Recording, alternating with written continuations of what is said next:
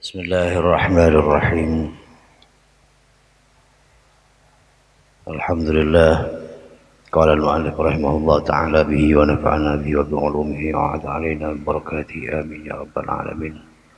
Allahumma aftah lana hikmataka wa ansur alaina rahmataka ya dzal jalali wal ikram. Subhanaka la ilma lana illa ma 'allamtana innaka antal alimul hakim. Wa tub alaina innaka antat tawwabur rahim. Bismillahirrahmanirrahim. Wal maqalatus saminatu wal 'ishrun. Wal maqalatus saminatu, adapun maqalah as-saminatu yang ke-8, wal 'ishruna dan 20, berarti belu lekor. An Hatim al-Asam rahimah, mudah-mudahan merahmati siapa Allahu kepada Hatim, annahu sesungguhnya Hatim itu qala berkata. Siapa Hatim?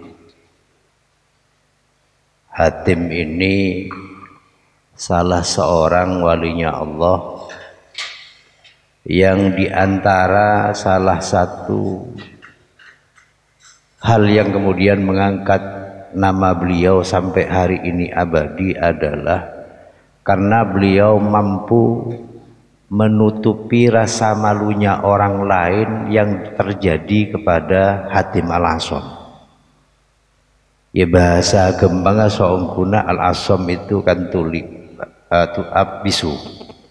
Tetapi karena kemudian tuli, karena kemudian beliau itu pada orang yang akan tok, orang bini akan tok pas ding metak ngiding, sehingga kemudian dia dianggap tuli. Nah, ini salah satu bentuk dari usaha yang dilakukan oleh ulama-ulama terdahulu untuk menjaga kehormatannya orang lain. Nah, hari ini kehormatan orang lain itu seakan-akan sudah menjadi pembicaraan yang hampir tiap hari kita lakukan. Yang justru besok itu orang yang seperti itu rugi luar biasa di hadapan Allah Subhanahu wa ta'ala.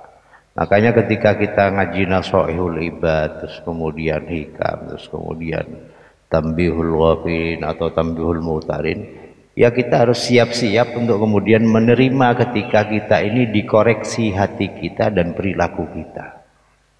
Dan itu harus betul-betul kita siapkan. Apa perkataan beliau? Man, adapun barang siapa itu sorofa meninggalkan siapa man arba'an kepada perkara 4, ila arba'in kepada 4 perkara yang lain, wajada maka akan menemukan siapa man al-jannata kepada sorga. Yakni man, adapun barang siapa itu taroka meninggalkan siapa man arba'an kepada perkara 4, watawajjaha dan fokus, kata orang sekarang itu fokus menuju, betul-betul menuju ke satu tujuan, ila arba'in kepada 4 perkara yang lain, wajada maka akan menemukan siapa man al-jannata kepada sorga.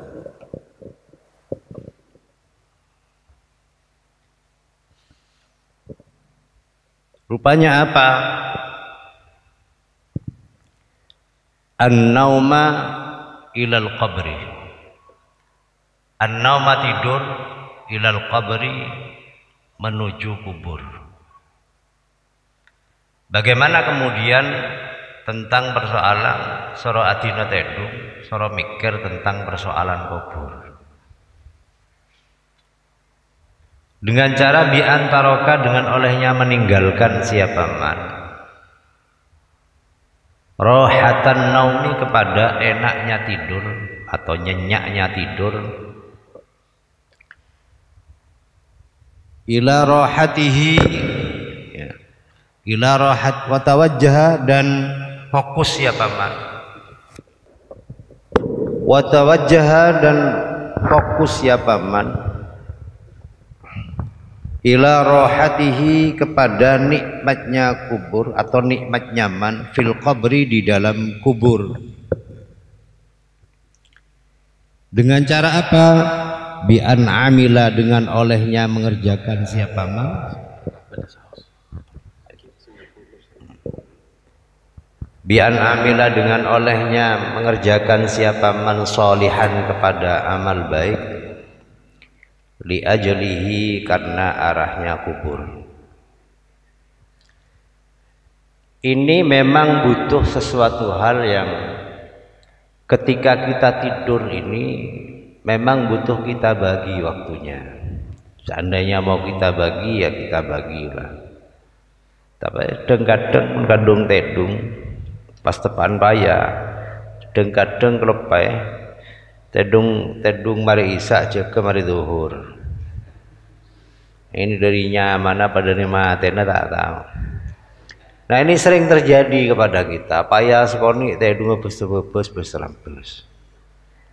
Ini pada istilah mun tedung mari zuhur kan qailulah. Tapi kadang-kadang pas terbalik jadi kai surah. Mulai zuhur jaga mari asar, nyaman kai surah benih qailulah. Qailulah kan sekitar seberapa jam atau setengah jam lah. Tapi mun dalil orang pasah ya bener nyapa nyaman tedung itu betala enak. Kebetulan tul naumus shaimi ibadatun, tedung mololo jaga kemi. Ada masalah dalam hal masalah tidur itu. Kenapa kemudian ulama-ulama itu sering mengatakan bahwa kuburan kita itu bukan sesuatu hal yang biasa-biasa, menjadi sesuatu hal yang luar biasa ketika kita bersusah payah untuk melakukan amal-amal untuk kepentingan setelah mati.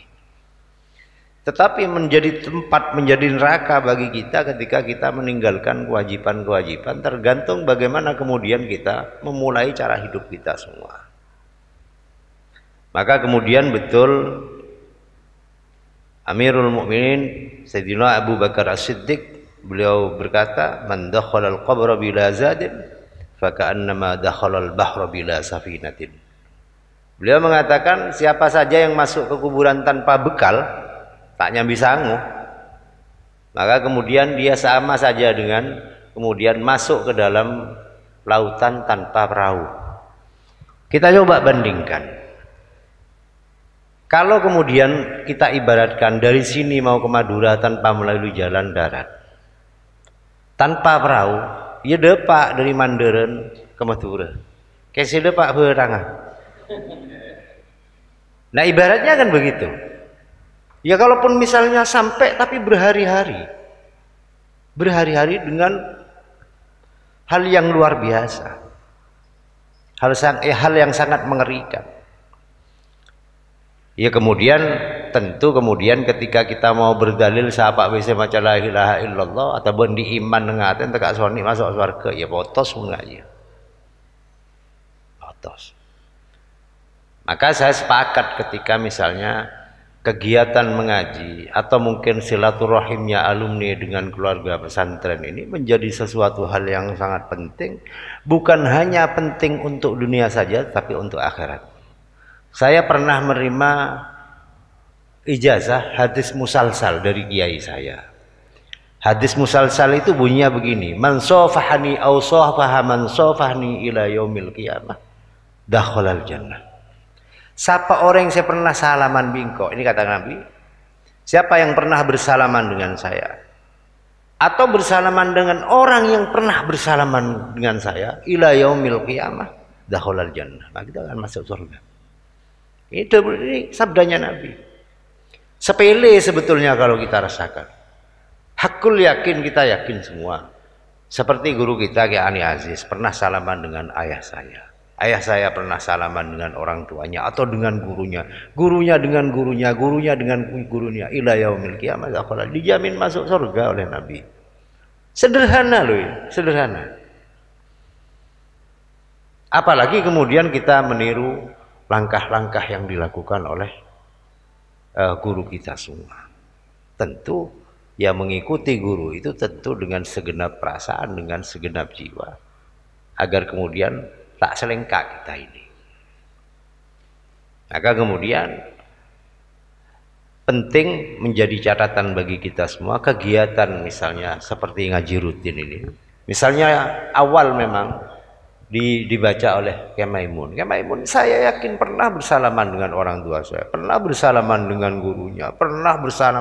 gurunya, baik yang di Sidogiri maupun yang di Tegalrejo di Magelang.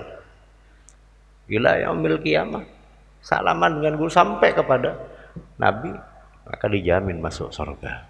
Korbejeng mungkin salaman meloloh LSP ya mau tak bejeng neraka nih. Jadi ya meniwa dari sesalaman meloloh tak bejeng ya cekel gitu.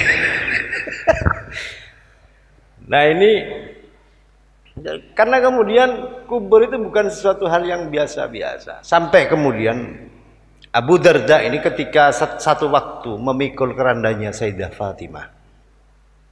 Ketika Abi Darin kalau tidak salah. Ketika memikul kerandanya Sayyidah Fatimah, dia ngomong kepada kuburan, "Hei kubur, siapa tahu ben saya pikul engkau?" Ya tak tahu. Kemudian kubur itu Abi Darin ngomong, "Ariyah putranya Kanjeng Nabi, ibun Sayyidina Hasan bin Sayyidina Husain. Engkau tak tahu keanan siapa, saya penting mun orang yang coba tetap EKP bingko, mun orang yang mapan tetap longgar kenang Nabi engkau." Ini punya artian apa? Kuburan itu benih kenang nasab, tapi kenang amal. Polan an riyah gitu. Pasta tidak menjalankan syariat. Itu luar biasa besok itu. Maka kemudian muncul rasa-rasa yang kemudian membuat orang itu menjadi tidak layak sebetulnya menjadi makhluknya Allah hanya manusia. Mangkana odik nang itunya setonggo nyencek sakean ateh. Kala biasa.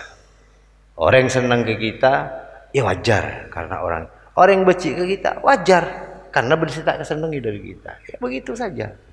Letak ribet kabar. Bukhara musabi kok bobi ilas. Tak ditilakoh tanggung ala aku. Kemudian yang kedua pendapatnya beliau wal fakhrah dan sombong ay takabbur ilal mizani menuju timbangan amal bagus. Dengan cara apa bi antaroka dengan olehnya meninggalkan siapa man at-tatawula kepada sombong alan nasi atas manusia dengan apa? Bita'didil manaqibi dengan menceritakan kehidupannya. Wa tawajjaha dan fokus ila amalil hasanati kepada amal-amal baik. Li ajzi ziyadatiha karena semata-mata menambahi al-hasanat fil mizani di dalam timbangan amal. Sombong itu tipis sekali bedanya bi'riyah tepes-tepes. Ayo kita renungkan. Imam Ghazali itu mengatakan kullu man ra'a nafsahu khairam min ahadin min khalqillah fahuwa mutakabbirun. Siapa saja yang menganggap dirinya lebih baik dari makhluknya Allah. Siapa saja yang menganggap dirinya lebih baik dari makhluknya Allah, orang itu sombong. Ini kan tipis. Ya mungkin Mbak Anjong ada bintang wajeng. Gelulah. Perasaan ini pasti muncul. Atau terkadang orang yang punya nasab itu begitu. Kok ngelateng agak mbak. Iya mau nembanda kelatengnya. Mau tanda. Oh ngelateng ketang pak. Iya pak mau ngaku pagi. Coba pagi yang lain. Tetapi kan minimal ketika kita cinta kita kepada orang tua kita itu menjadi satu hal yang menjadi catatan dalam hidup kita untuk paling tidak bisa meniru walaupun tidak semua ya insya Allah yang sepo ya lagi. Sama dengan guru dengan murid, guru dengan santri, begitu juga. Maka kemudian takabbur ini menjadi catatan sejarah bahwa dosa pertama kali yang dilakukan oleh makhluknya Allah itu adalah takabbur. Sebelum dosa-dosa yang lain. Nabi bersabda, iyyaka wal kibara fa innahu awwalu dzambin asallah. Takutlah kamu kepada takabbur, karena takabbur adalah dosa pertama kali yang dilakukan oleh makhluknya Allah kepada Allah. Siapa itu? Setan. Senyaman tibik ketika setan belum disebut dengan setan, dulu itu gelarnya adalah Azazil, malaikatnya mana. Masuk Azazil. Begitu jadi tukang kuda, obenya mana setan.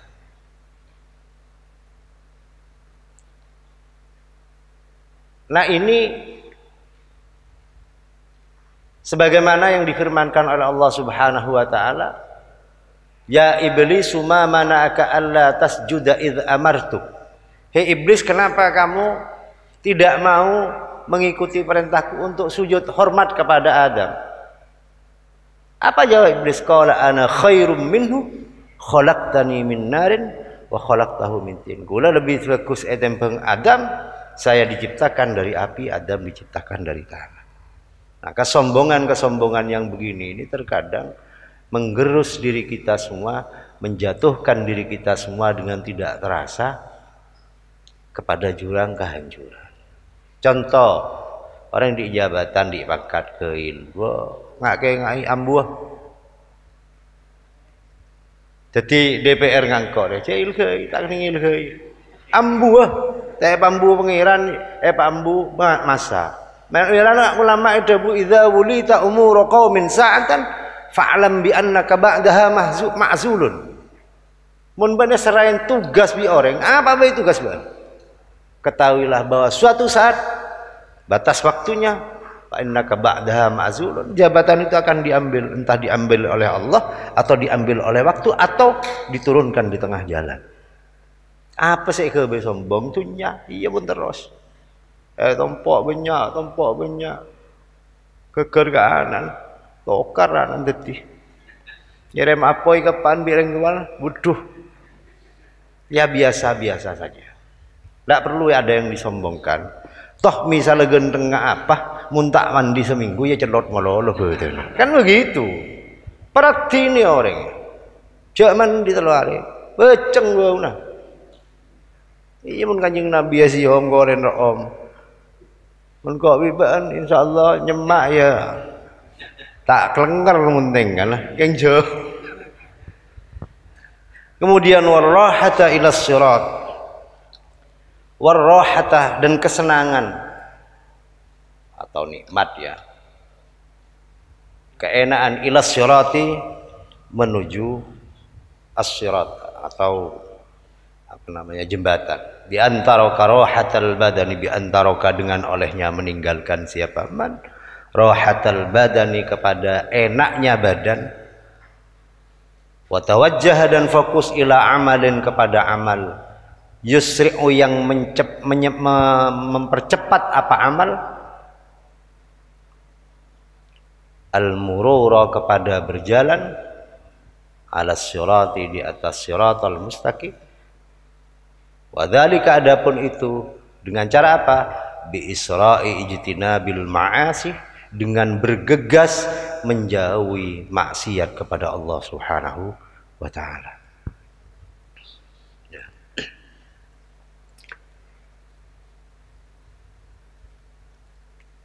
Kita ini manusia itu sangat manusiawi. Kita ini dia santai, nyaman kan begitu. Tapi apa kemudian bisa hidup santai itu kita sampai kepada tujuan? Tentu tidak. Bukan hanya urusan dunia, urusan akhirat juga begitu. Orang yang santai ngalak senyaman tibik terus rumus dari dimah. Orang yang tak sholat, orang yang tak puasa, orang tidak melakukan kebaikan sama sekali. Kemudian dia ingin enak kelak di akhirat. Dari mana rumusnya? Siapa sih majer? Jorok yang tadi laku beda bejeran. Beda. Kecuali BNPT. Saya majer. Kelakon. BKH. Ya kan, tapi kan Seri beriin. Nah ini memang korelasinya kuat dengan ya kita memang tidak bisa meniru, tetapi paling tidak kan begini, kalau kemudian kita cerita kebaikan-kebaikan seseorang, maka kebaikan itu mudah, siapa tahu nanti justru meresap ke dalam diri kita. Ada sebagian pendapat mengatakan dzikrus sholihina ibadatun. Nyeritakan kebagusan orang itu adalah bentuk dari yang mendapatkan pahala di antaranya. Ya saya terus teranglah kepada pembaca ini, kepada adik saya almarhum Kyai Maimun, saya itu tidak ada apa-apanya. Kengkulakan dong celok ke kiai atas mapan tes iku. Nah, begitu juga ketika saya di ke atas kan bi bi abati bi kemudian ya bi pade ya jauh. Entah itu dari sudut pandang keikhlasan, mun ka alimnya jelas jauh. Entah dari sudut yang lain, pasti ada sisi kelebihan. Saya pernah ketemu dengan salah satu cucunya Ki Ahmad Dalhar. Ki Ahmad Dalhar itu di Watu Congol, beliau itu mertuanya kiainya almarhum Ade ini di Tegarrejo. Mulai dari masa kecil saya ketemu dengan putranya waktu itu namanya Ki Abdurrahman. Ya kira-kira seusia dengan saya atau di atas saya sedikit lah. Paling selisihnya 2 atau 3 tahun. Saya kebetulan mau sowan ke Mbah Mat.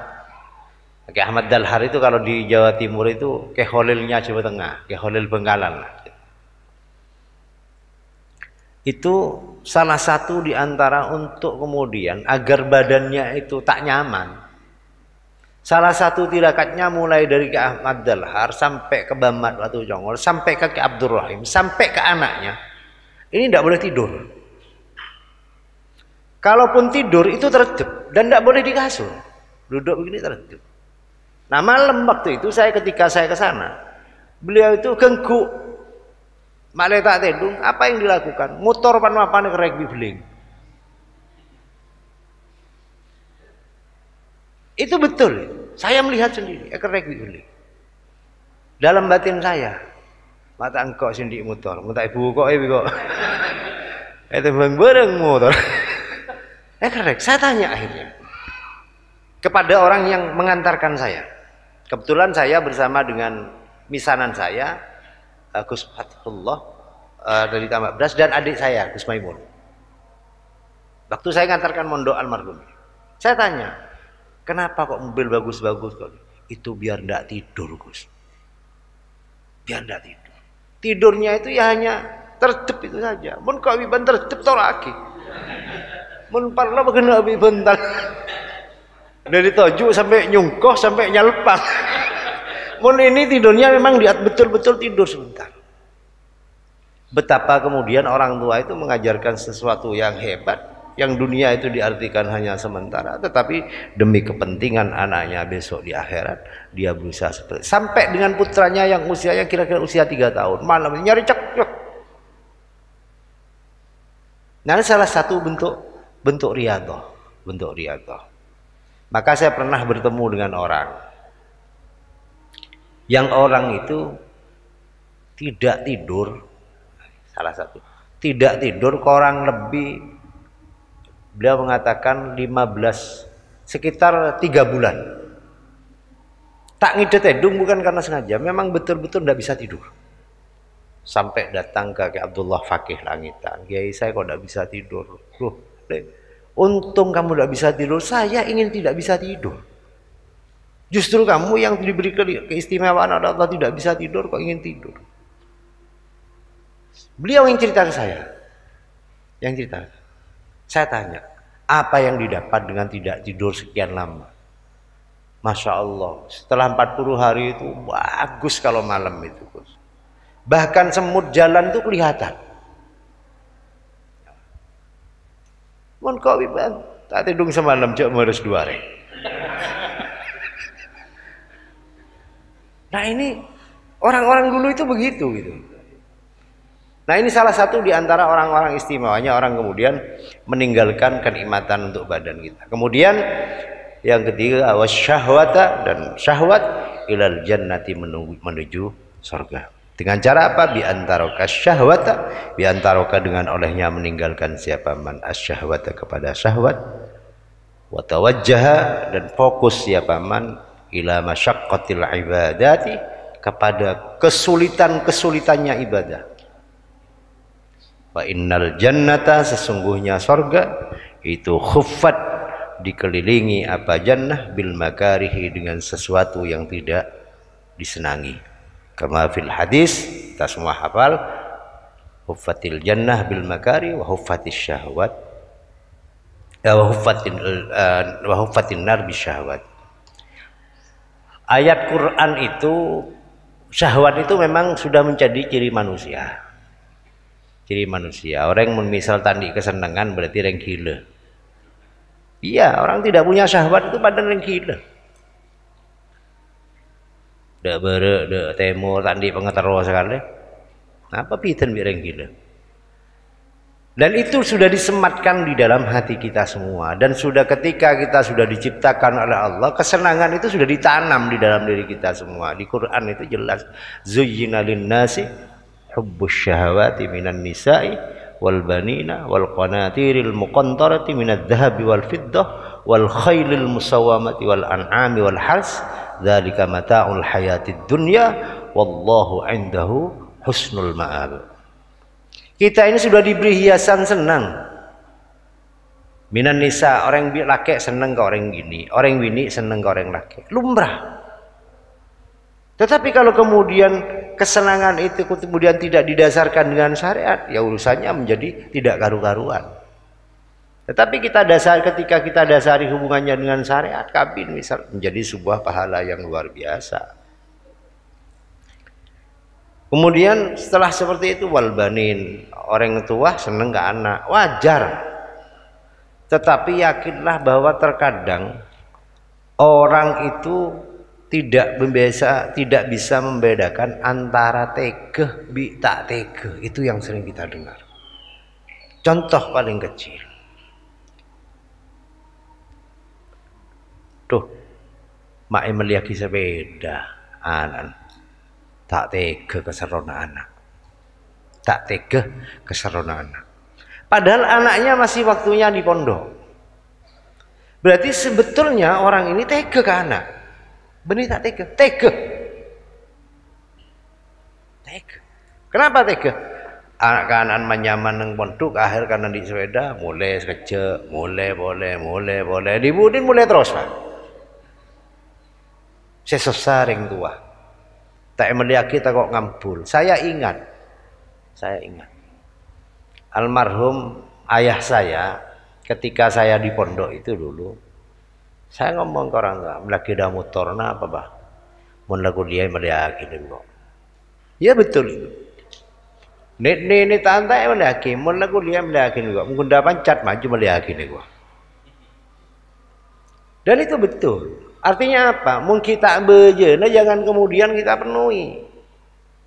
Apa sih kepentingannya? Kalau anak di pondok sepeda motor buat apa?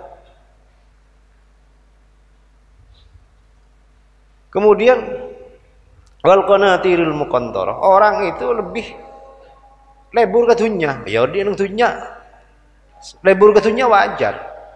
Mau di nang dunya pas tak lebur ke dunya ya ditanyaki. Berada siapa nya? Dari antaranya dunia itu minat dhahabi wal fiddah, dari emas bi perak mun lambek mun setiap bese. ATM kor bedesen. ATM mungkin detek bulan. Iya, pun tak ada kadang oleh porop telur hati. Nah, ini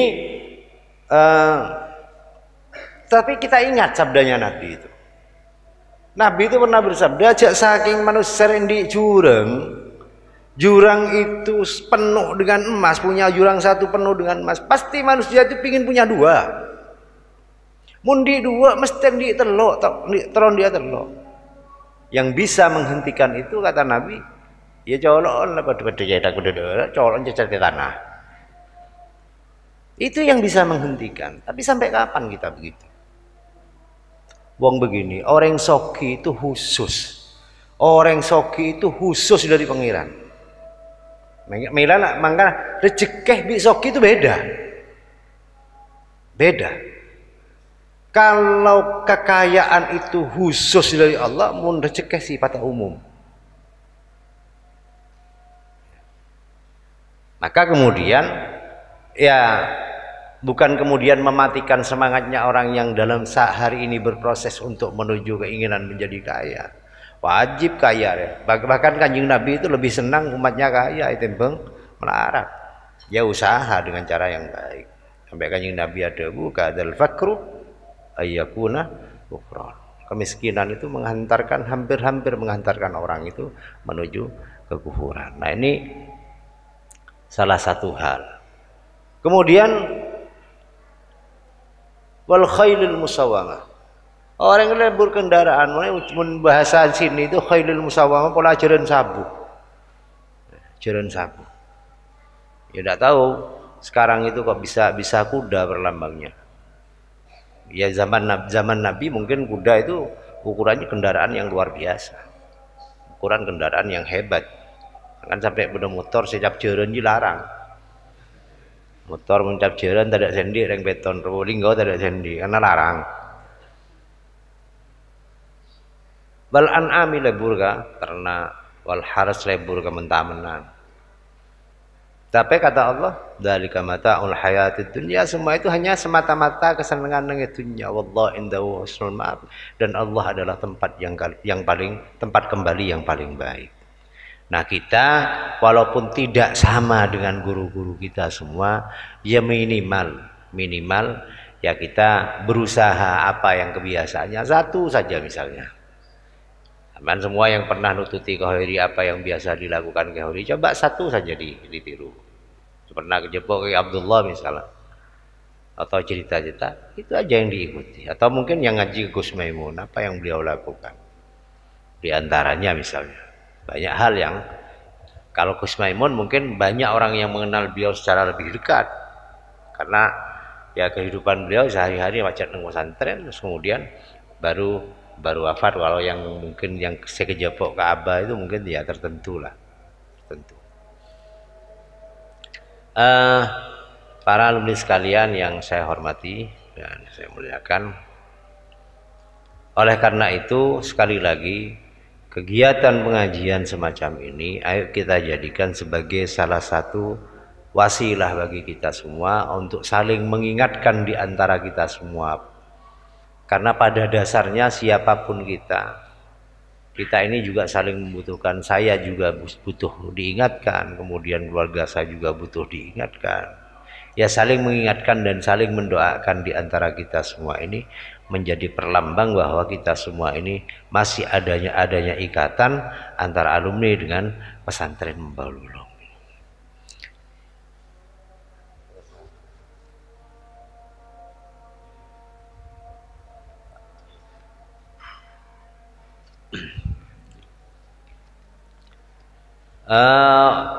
Satu makalah lagi. Wal maqalatut tasi'atu, adapun maqalah at-tasi'atu yang ke-9 wal isyruna dan 20 itu an Hamid al-Laffaf, dari Al-Hamid al-Laffaf, annahu sungguhnya Hamid itu qala arba'atun minal umuri, adapun 4 perkara, atau arba'atun adapun 4 minal umuri dari perkara-perkara itu talabana mencari siapa saya ha kepada umur fi arba'atin di dalam 4 minal masaliki dari jalan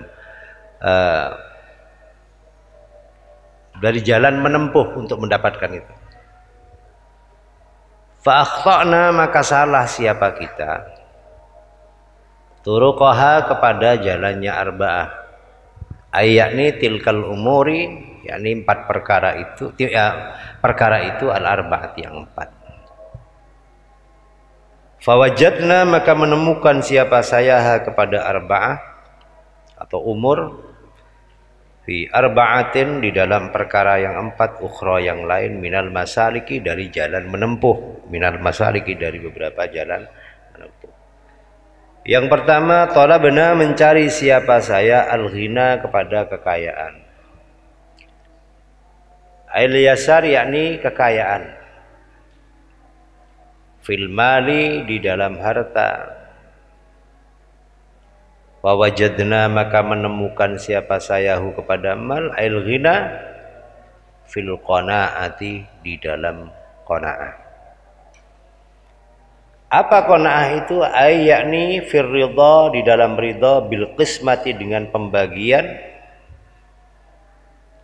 wa fi sukunil qalbi dan di dalam tenangnya hati, inda adamil ma'lufati di waktu tidak adanya perkara yang disenangi atau tidak didapatnya perkara yang disenangi.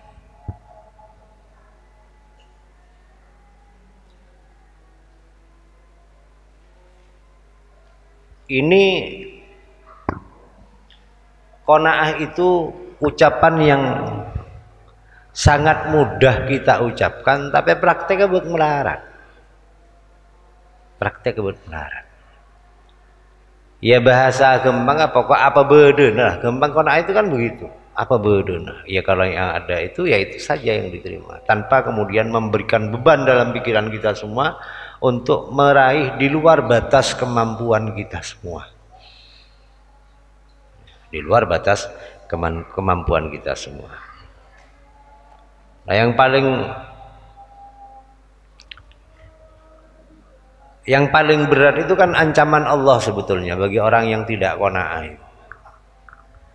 Allah kalau tidak salah di dalam hadis qudsi, kalau tidak salah Allah itu berfirman, "Man lam yashkur ala na'mai walam yasbir ala balai walam yarda biqadai falyattakhid rabban siwai." Yang diancam terakhir itu wal yakhruj min tahti samai. Siapa yang tidak bersyukur atas nikmat yang aku berikan, kata Allah, kemudian tak sabar ngadepi ujian, kemudian walam yarda biqadai dan tidak ridha dengan takdirku, kata Allah, falyattakhid rabban siwai, cari pangeran selain kau, cari Tuhan selain saya.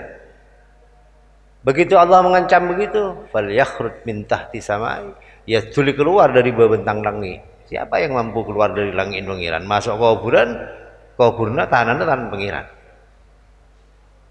Nah ini berat memang, sabar, qanaah, ya syukur itu pacet berat. Tapi mun tak latih melarat, semua kalau tidak dilatih sulit. Wa talabna dan mencari siapa saya ar-rahata kepada kesenangan atau keenaan, ay zawalal masyaqqati yakni hilangnya kesulitan-kesulitan.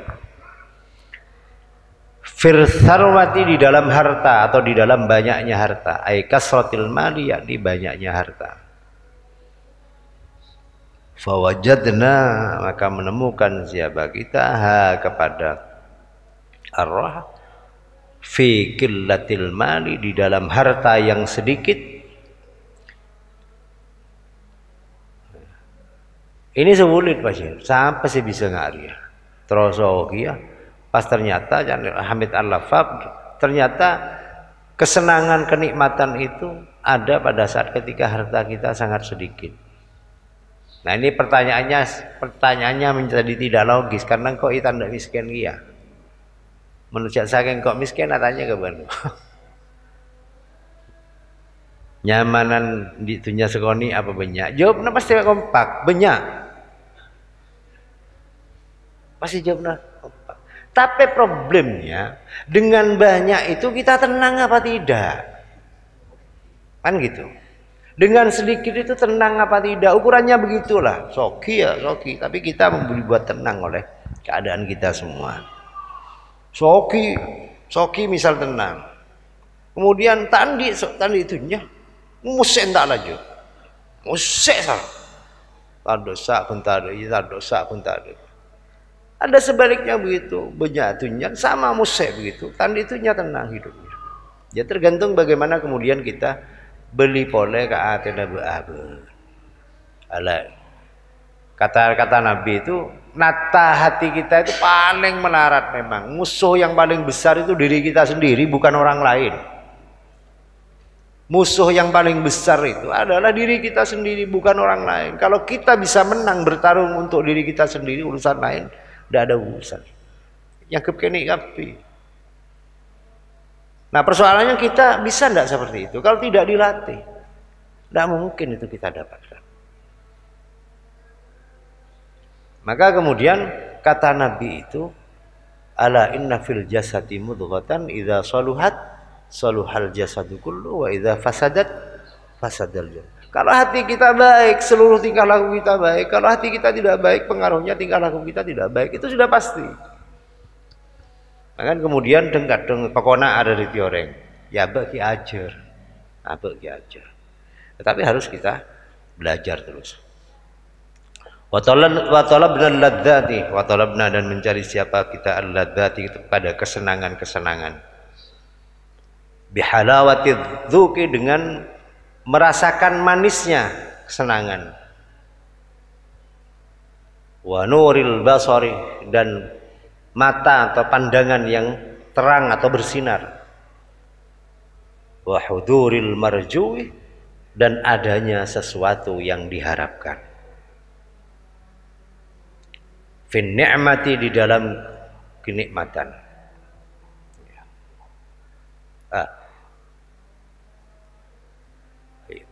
Fin ni'wahiyah adapun kenikmatan itu mah sesuatu qusida yang dituju. Qusida yang dituju dengan ma an-naf'a kepada manfaat. Di mana kenikmatan itu kita dapatkan fawajadnaha maka menemukan siapa saya kepada nikmat illadzati fil badani di dalam badan as-sahihi yang sehat. Nah, ini salah satu nikmat terbesar di dunia yang berbentuk fisik. Kata ulama itu ada pada urutan tertinggi itu sehat. Sehat itu nikmat yang luar biasa. Seberapapun sesuatu yang kita miliki tetapi badan kita tak sehat, ya kita tidak bisa merasakan apa-apa. Kemudian yang berikutnya wa talabna dan mencari siapa kita al-ilma kepada ilmu fi badani shiba'in di dalam perut yang kenyang. Wa wajadna maka menemukan siapa sayahu kepada al-ilmu fi badni ja'iin di dalam perut yang kosong.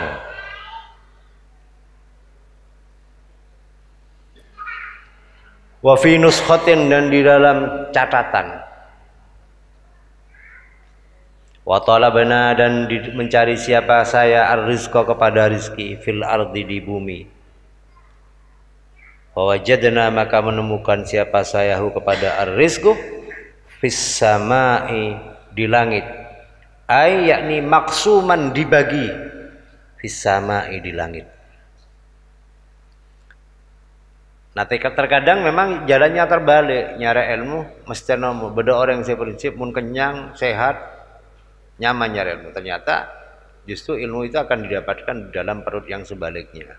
Bibat ninja ini ya maksudnya terakaten pasah. Benih kelaparan nyari ilmu tak deti sekolah aja mun tabun beti. Nah, intinya begini. Kalau kemudian kita lihat dari apa yang penjelasan dari makalah yang nomor 28 dan makalah yang 29. Saya teringat kepada salah satu makalahnya Ibnu Athaillah As-Sakandari. Beliau itu berkata begini, ihalatukal a'mal ala wujudil faraghi min ru'unatin nafsi. Bahwa menunda-nunda kebaikan sambil menunggu datangnya kesempatan itu adalah tanda-tanda kebodohan jiwa. Ya kalau ada kesempatan, apapun kesempatan itu, ketika kita ambil kesimpulan dari ini misalnya, apapun kesempatan baik yang kita dapatkan, jangan tunggu lagi datang kesempatan. Kalau kita sempatnya hari ini, jangan tunda nanti. Kalau nanti sempatnya, jangan tunda besok. Karena menunda itu adalah sifatnya orang-orang yang bodoh dalam kehidupannya. Oleh karena itu sekali lagi semua kembali kepada diri kita semua, bahwa sejatinya yang harus kita koreksi itu bukan orang lain, yang harus kita koreksi adalah diri kita sendiri, pribadi kita sendiri. Sudah benarkah apa yang kita lakukan selama ini? Sudah sesuaikah dengan apa-apa yang sudah diajarkan oleh Nabi? Tetapi satu prinsipnya, kita harus yakin bahwa kita selama ini bertemu dengan guru-guru kita semua ini pasti tidak hanya berhenti ketika pertemuan kita di sini, tetapi ila yaumil qiyamah nanti pasti kita akan bertemu dengan guru-guru kita semua, dan mudah-mudahan kita dikumpulkan dengan guru-guru kita semua. Allahul muwaffiq ila aqwamit thoriq. Assalamualaikum warahmatullahi wabarakatuh.